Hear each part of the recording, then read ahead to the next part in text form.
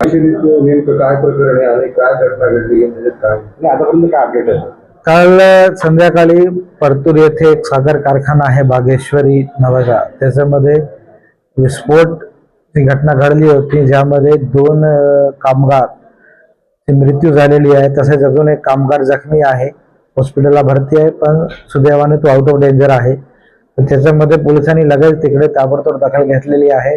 Additional SP मी पण तिकडे भेट दिलेली आहे आणि ADR दाखल करून आम्ही त्याचा तपास सुरू केला आहे. PM झालेला आहे आणि आता इंडस्ट्रीज इन्स्पेक्टरनी पण तिकडे त्याची रिपोर्ट इन्स्पेक्शन केली आहे आणि त्याची रिपोर्ट घेऊन त्या आधारे जो त्याच्यामध्ये ज्याची हलगर्जी आहे किंवा दोष आहे त्याच्यावर योग्य तो गुन्हा दाखल करण्याची कारवाई आता सुरू आहे.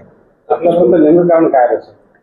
अजून डिटेल्ड कारण इंडस्ट्रीज इन्स्पेक्टरची रिपोर्टमध्ये कळेल, पण प्रायमा फेसी जो घटनास्थळावरून किंवा साक्षीदाराच्या जबाबावरून दिसतो त्यातून सल्फर टाकताना त्या बॉयलरमध्ये मशीनमध्ये जो स्टीम होती, भाप अगोदर निघाली पाहिजे होती, ते नाही काढल्यामुळे ते भाप आणि सल्फर मिक्स झाल्यामुळे विस्फोट झाला असा प्रायमा फेसी माहिती भेटली आहे. पण एक्झॅक्ट कारण काय ते इंडस्ट्रियल इन्स्पेक्टरच्या रिपोर्ट नंतर कळेल.